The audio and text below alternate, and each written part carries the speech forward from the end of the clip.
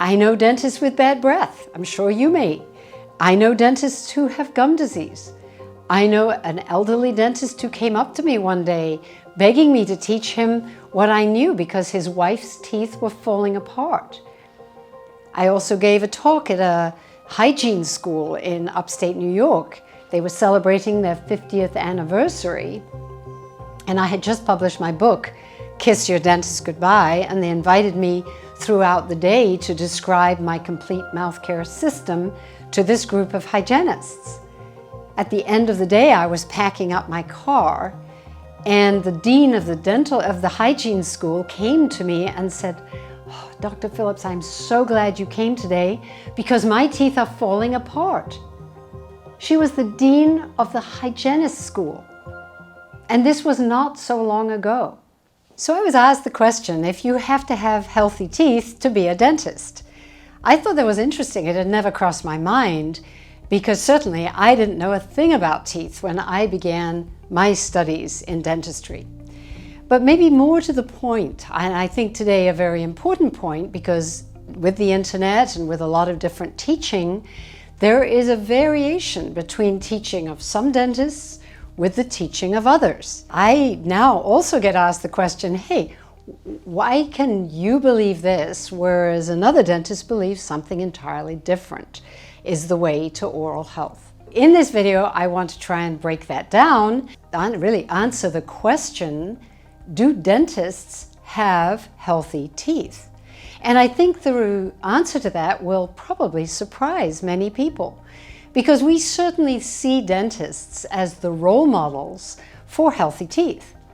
And believe me, anyone without healthy teeth today who is in the field of dentistry can certainly go and get a complete makeover of their mouth. Since 1980 and the beginning of cosmetic dentistry, there are ways to artificially whiten, to straighten, to crown and put veneers and change a smile completely, so that whoever wants to have a good-looking mouth can have a good-looking mouth, whether or not underneath that mouth is healthy or not. And that has really always been the way I wanted to understand mouth health. How do you get a mouth that doesn't get cavities, that doesn't have gum disease? And I would get really angry when I heard a dentist say, "What's so bad about a cavity? Put a filling in it." That was never my approach, and I have to tell you that it was very much the approach of many dentists that I knew. And the reason that they felt this way was that they felt they didn't know how to control the disease in the mouth, even though they are supposedly the role models. They often thought that cavities were a phenomenon, that they were genetic, that they just occurred, that they couldn't control them, that you couldn't control them. Still today, you can go to a periodontal specialist and be told that there is no cure for periodontal disease. I encourage you to ask your dentist questions, perhaps, if you want to find out. But I'm going to tell you a little bit more about a study that was done where they took 195 dentists and they compared their mouth health with 277 lay people. And what they found was pretty interesting. 10% of both groups, the dentists and the lay people, had no cavities. They had good, healthy mouths. And I believe that that is universal in the population. 10% of people just don't have dental problems. They have either good habits, they have good saliva, they have a good breathing mechanism. Whatever it is, 10% seem not to have a problem. The others in the dental group self-reported that their gum condition was healthy, and we'll talk about that in a minute. And the biggest finding between these two groups was that any dentist who needed their cavity filled had it filled. So they had no unfilled cavities, they had fillings in these cavities, but the interesting thing was they had the same proportion of cavities, the same number of cavities in the lay group as in the dentist group. And my experience when I used to go and teach dental hygienists about xylitol, and I would begin with the question, do any of you here have cavities? Or are you about to have a filling? Or do you have gum disease? And so often in these groups of professionals, I was shocked to find how many people in the world of dental health had problems of their own. I know lots of dentists who would trade services. They would fill the teeth of this dentist if he filled their teeth. I knew the highest pediatric dentist, most renowned pediatric dentist of years ago, who had terrible oral health. He was always having root canals and crowns and fillings done. I know dentists with bad breath. I'm sure you may. I know dentists who have gum disease. I know an elderly dentist who came up to me one day begging me to teach him what I knew because his wife's teeth were falling apart. I also gave a talk at a hygiene school in upstate New York. They were celebrating their 50th anniversary, and I had just published my book, Kiss Your Dentist Goodbye, and they invited me throughout the day to describe my complete mouth care system to this group of hygienists. At the end of the day, I was packing up my car, and the dean of the hygiene school came to me and said, "Oh, Dr. Phillips, I'm so glad you came today because my teeth are falling apart." She was the dean of the hygienist school, and this was not so long ago. So don't believe that every health professional has the answer to dental problems. Often they feel they don't, or they know they don't, and often they are frustrated. Often they seek alternative reasoning. They will tell you it's your fault because you didn't floss enough, or it's your fault because you did something wrong, or you ate too much sugar, or there's always another reason. I'm telling you that you can become empowered and that you can control your oral health. And today the interesting thing is that we have testing. We have testing to see if we have plaque in our mouths. The lead bacterium for plaque, there are others, but the lead one is called Streptococcus mutans. And you can get a test to see how much Streptococcus mutans is in your mouth. And you can see if you have plaque in your mouth, and you can use strategies maybe suggested by your dentist, see if it makes any difference, and if you end up with a healthy mouth, or you could use the strategies that are different from your dentist and see if they work for you. I will tell you a story though. I want to tell you a story and some statistics I have here that occurred because about 15 years ago, the testing was developed for periodontal pathogens. These are the bacteria of gum disease that can get into your gums and get into your body and actually create inflammation in your body that can lead to chronic inflammatory conditions like arthritis, cardiovascular disease. You can develop plaque in your carotid arteries that can raise your risk for stroke. And these are the reasons why I believe people with gum disease should be very, very cautious. In fact, I would recommend not flossing because of the risk of pushing bacteria from your mouth potentially into your carotid artery. And you could also cause inflammation elsewhere in your body. Because if these bacteria get into your bloodstream, we know that they can lodge on heart valves. We know that they can lodge in artificial joints in your knees or shoulders or hip joints. So if you have an artificial joint in your body, you have to be careful. And I would recommend getting rid of these periodontal pathogens with other methods that I suggest, mouth washes and the use of xylitol, rather than mechanical cleaning that can easily push the bacteria into your bloodstream. When these testing was coming out, so you could test for these 11 pathogens, I was involved in a preventive cardiology conference, and it was for private physicians. And I was asked to give a talk about xylitol. And part of my talk about xylitol was that it can eliminate plaque and eliminate this need to floss, and therefore eliminate the need, if you are a preventive cardiologist and you are concerned about inflammation in the body, you are taking A1C readings and CRP blood readings to try to make sure that your patient doesn't have elevated inflammation. If you're a preventive cardiologist, you are concerned that your patient isn't flossing and potentially causing inflammation in the body.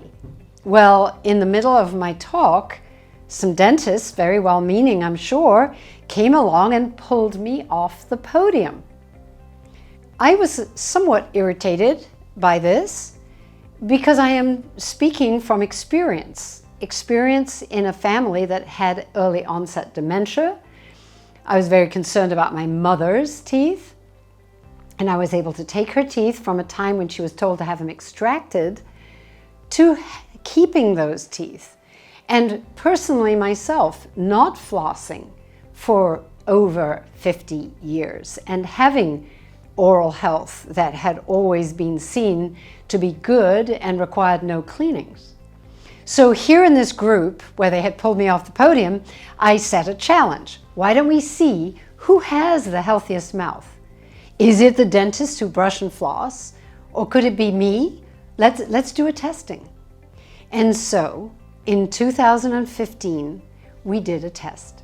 So in 2015, at a meeting of the American Academy for Oral Systemic Health, an organization I actually helped to form, AAOSH, which is still in business today, teaching the medical and dental world that mouth health impacts body health in a variety of ways. And I was very excited at the foundation of this organization. And it had been in existence for a few years. And I went to visit in Dallas in 2015. And we had arranged a testing. And this test measured the periodontal pathogens in the mouths of dentists and hygienists and doctors interested in preventive cardiology.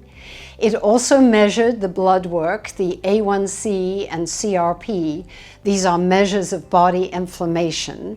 And as I explained, if the pathogens get into the blood, it can certainly raise and elevate the inflammatory markers in the blood.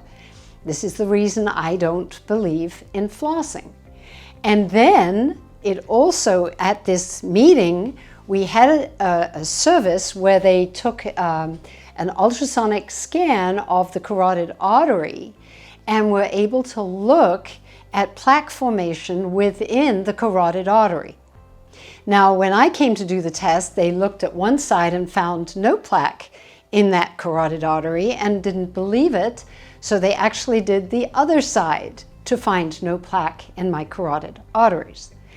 What was interesting in this group of younger, I was probably the oldest or one of the oldest dentists in the testing, and I do tell you now, I won with an almost perfect score. What was shocking were the other results. In the male population, they were measuring the chronologic age, their actual years, with their arterial age. And in the male group, the average chronologic age of these dentists, these relatively young dentists, was 57.3 years, whereas their vascular age was 61.4 years. They had an elevation of 4.1 years because of their mouth health effect, or at least that was the summation on their arterial health. It was certainly a marker, it was a warning sign. In the female group, their chronologic age average was 48.3 years, and the vascular age they had was 54.2 years. They were in a worse state. They had 5.9 elevation of years in their arterial blood measuring, which was measured from this scan of their carotid artery. Now here we have possibly a lot of hygienists maybe more hygienists that were female than male, and then we had female and male dentists and some doctors. 40% of this group had plaque in their carotid artery. 40%. I already told you, I was 65 at the time, I had 0. This is shocking amongst a group of health practitioners, in my opinion. And if I were them, I would be looking at studies to see if, because of flossing, are they developing plaque in their carotid arteries? It would seem a fairly simple study to do. There was significant blockage. 40% had blockage or plaque. 8% had significant blockage of the carotid artery, so much so they had to go directly for help from the preventive cardiologists that were in the group. One person, a young person, had 50% blockage. That is an emergency. And these are dentists who believe in flossing and are blinkered to not accept this warning. We see that 10%, this is this sort of combination of these things, had an average arterial age that was 23.4. This is the worst of the group. Their arterial age, 10% of this group, their arterial age was 23.4 years older than they were. If you're a 40-year-old guy and your arterial age is telling you that you're 63.4, that is serious. I can't say any more than these results are right there. If you want to look them up, look up AAOSH Medical Testing Dallas 2015, and you will see these results. They are online for you to see. I am not making this up.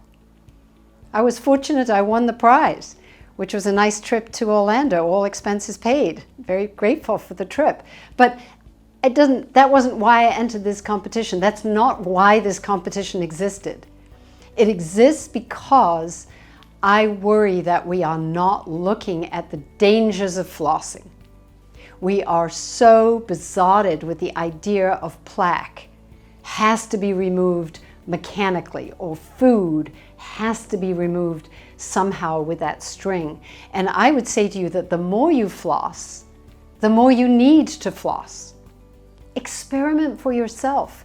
Try getting those stuck pieces of food out without a length of string. Try flicking it out with a toothbrush. Try rinsing it out with water. Try xylitol gum. If you can stop flossing, you may well find you need to floss less. And perhaps if we could have some studies done by preventive cardiologists, perhaps we could see if there really is a big relationship between those who floss and plaque in the carotid artery. I'm not saying there is. I'm just giving you the results that to me, personally, are worrying, and I would tell anyone in my family who is at a risk for heart problems, use my complete mouth care system and xylitol and get your periodontal pathogens low, that can be measured, and try to do it without mechanical cleaning.